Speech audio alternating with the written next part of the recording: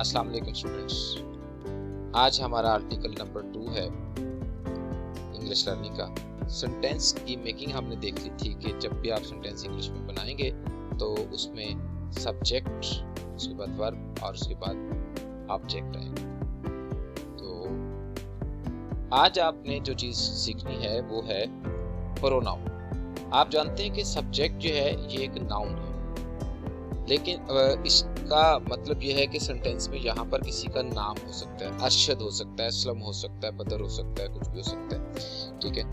But sometimes ऐसा होता है कि हम गुफ्तगू के दौरान एक बार एक शख्स का नाम ले लेते हैं और उसके बाद उसका नाम लेने की बजाय वो, तुम या मैं करके हम बात करते रहते हैं, ठीक है।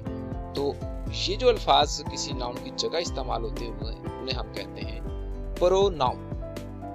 इन प्लेस ऑफ नाउन इस्तेमाल होते हैं, नाउन की जगह पर ये इस्तेमाल होते हैं। तो आइए इसकी एग्जांपल आपके सामने रखते हैं। जैसा कि एक सेंटेंस है, बदर एक तालिब इल्म है। इसकी इंग्लिश बनेगी बदर इज अ स्टूडेंट। बदर इसमें आपके पास सब्जेक्ट में एक नाउन है, और अगर आप इसी बात को आगे बढ़ाते हुए कहना चाहें उसके बारे में कुछ, तो कहेंगे कि वो एक लड़का है। अब आपने बदर की जगह पर वो कह दिया, तो वो क्या है, इसमें ज़मीर, और इंग्लिश में इसी को हम कहते हैं प्रोनाउन। तो इंस्टेड ऑफ बदर अब आपने ही इस्तेमाल कर लिया कि वो एक लड़का है, ही इज अ बॉय। ही बदर की जगह पर आया, किसी लड़के के नाम की जगह पर आएगा, और इसका जो नाम है वो है प्रोनाउन। इसी तरह से एक और सेंटेंस है, मैं और असद दोस्त हैं। अब मैं खुद अपनी बात करते हुए अपना नाम तो नहीं लूंगा, लिहाजा मैं भी एक क्या है, प्रोनाउन है। लेकिन असद चूंकि उस शख्स का जिसका नाम है उसी का हमने नाम इस्तेमाल कर लिया, तो ये आपके पास अभी नाउन इस्तेमाल हो रहा है। आई एंड असद आर फ्रेंड्स। मैं और असद दोस्त हैं, ठीक है। आगे सेंटेंस की मेकिंग में आपको ऑलरेडी समझा चुका हूँ। हम घर पर हैं, तो अब इन दोनों की जगह पर वी इस्तेमाल हो जाएगा। We are at home, we are at home. और एट वगैरह के बारे में मैंने आपको बता दिया था कि एट, इन, ये सारे प्रपोजिशंस हैं, इनको मैं एक अलग लेक्चर में भी जो है आपको मेंशन कर दूंगा। अजरा एक लड़की है, अजरा इज अ गर्ल। वो गाड़ी में है, she is in the car. तो अब आपने यहाँ पर क्या किया, अजरा की जगह पर शी इस्तेमाल कर दिया। तो अजरा की प्लेस पर जो वर्ड इस्तेमाल हो रहा है वो प्रोनाउन हो गया, इंस्टेड ऑफ नाउन। नाउन की जगह इस्तेमाल होता है। इसी तरह से नेक्स्ट में एक सेंटेंस है आपके पास कि ये कुर्सी है, दिस इज अ चेयर। तो जहां पर आपके पास यहाँ दिस भी जो है ना कुछ ऐसा ही जो है ना परफॉर्म कर रहा है। यहाँ पर ये बहुत मजबूत है, it is very strong. Very जो है ये एडजेक्टिव है, यानी कि उसकी सिफ्त है कि वो कैसी, नो डाउट कि स्ट्रॉन्ग भी इसी में आएगा। तुम नदीम हो, लेकिन ये हम बाद में आपको समझाएंगे। अभी आप जो है ना आज प्रोनाउन पर तवज्जो करें। तुम नदीम हो, यू आर नदीम। अब तुम जो है ये प्रोनाउन है, नो डाउट इस सेंटेंस के अंदर उसका बाद में नाम मेंशन किया गया, लेकिन पुकारते हुए उसको हमने नदीम नहीं कहा।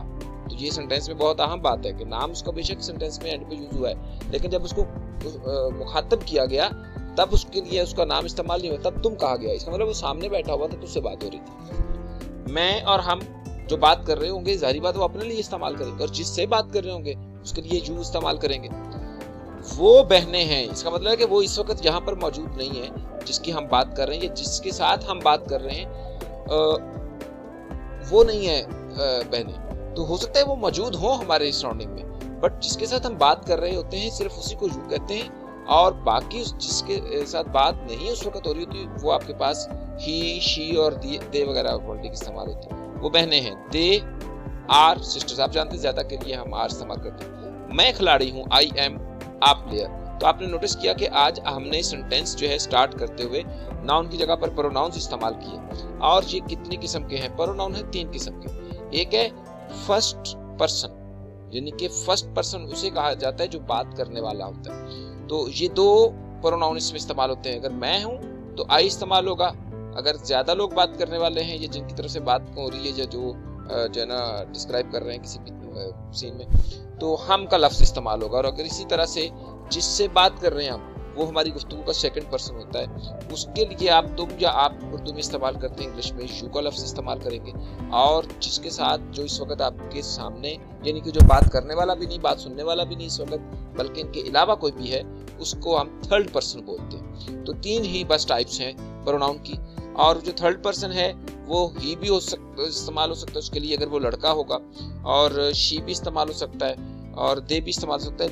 बेशक वो आपके बिल्कुल पास बैठे हो, बैठने उठने का इसके साथ कोई ताल्लुक नहीं है। इसका ताल्लुक सिर्फ गुफ्तगू के अंदर जो बात करने वाला, बात जिसके साथ हो रही है, और इसके अलावा वाला, ये 3 लोग हैं। बात करने वाले जो है वो आई और वी में आ जाएंगे। एक होगा तो आई, ज्यादा होंगे तो वी। और अगर बात सुनने वाला एक हो या ज्यादा हो, दोनों के लिए ही इस्तेमाल होना है। और इसके अलावा जो थर्ड पर्सन जो इसमें शरीक नहीं है गुफ्तगू में इस वक्त, वो लड़का हुआ तो ही का वर्ड इस्तेमाल करेंगे, लड़की हुई तो शी का वर्ड, और ज्यादा हुए, बेशक लड़कियां हो या लड़के हो, ज्यादा हो या दोनों इकट्ठी हो, इसलिए दे का वर्ड इस्तेमाल होगा। तो आज आपने यही लर्न किया कि हमारे पास एक इंग्लिश सेंटेंस में जहां आप सब्जेक्ट देख रहे थे कि नाउन लगना है, उसकी जगह पर हमारे ऐसे भी सेंटेंसेस आएंगे जिनमें प्रोनाउन लगना है। तो मेरा उम्मीद करता हूं कि आपको प्रोनाउन जो है ये अच्छे से अंडरस्टैंड हो गया होगा।